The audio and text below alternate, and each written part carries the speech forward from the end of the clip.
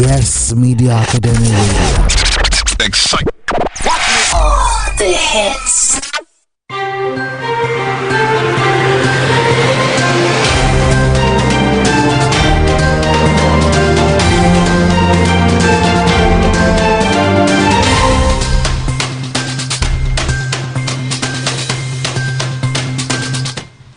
Good afternoon, reaching to you from the Yes Smart Radio. Here is the news in brief for this hour. I am Ifunanya, Ogbodu.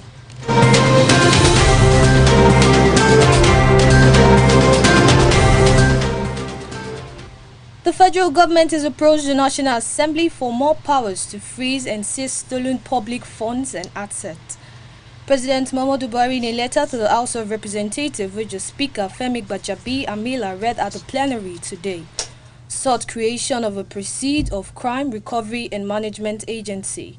In the letter dated October 6, 2020, Buhari noted that the bill seeking to establish the agency was presented to the Federal Executive Council on September 16, 2020, and was subsequently approved for transmission to the National Assembly.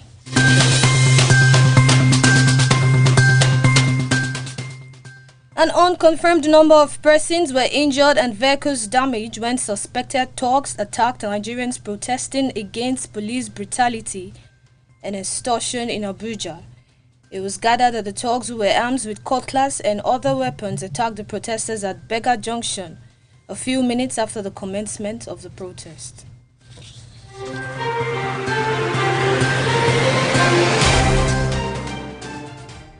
The United Nations Resident Coordinator in Nigeria, Edward Callon, says the effort by the Nigerian government to reform police in the country is welcomed.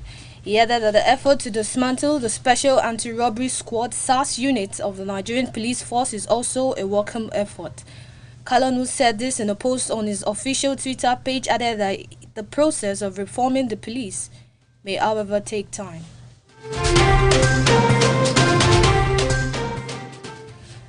For fear of possible attack amidst the raging #EndSARS protest, the Nigerian Correctional Service today did not take alleged kidnap kingpin Chukwudumeme Onuamadike Elias Evans and his co-defendants before the Lagos State Special Offense Court in Ikeja, where the trial was scheduled to continue before Justice Oluwatoyin Taiwo. Evans and his alleged accomplice are facing two separate charges of kidnapping and murder before Justice Taiwo. The two charges were listed as number 10 and 12 in the court's course list for today, but neither the prosecution nor the defense came to the court.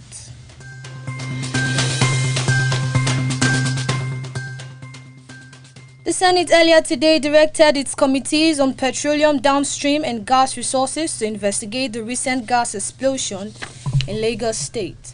The two panels were asked to probe the remote and immediate causes of the explosion with a view of preventing reoccurrence and report to the Senate in 2 weeks.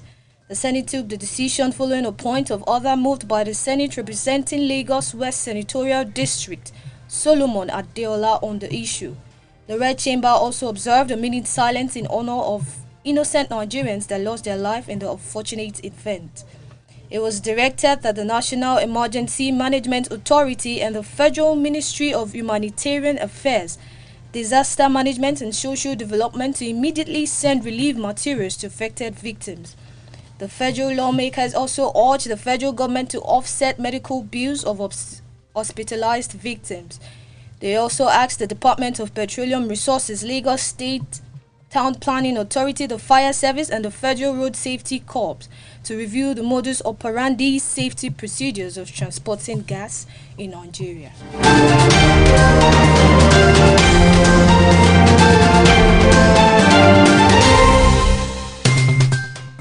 Lastly, on the news in brief, Premier League clubs were set to debate radical plans to restructure English football at a shareholders meeting as Culture Secretary Oliver Dowen acknowledged the proposal as Project Power Grab.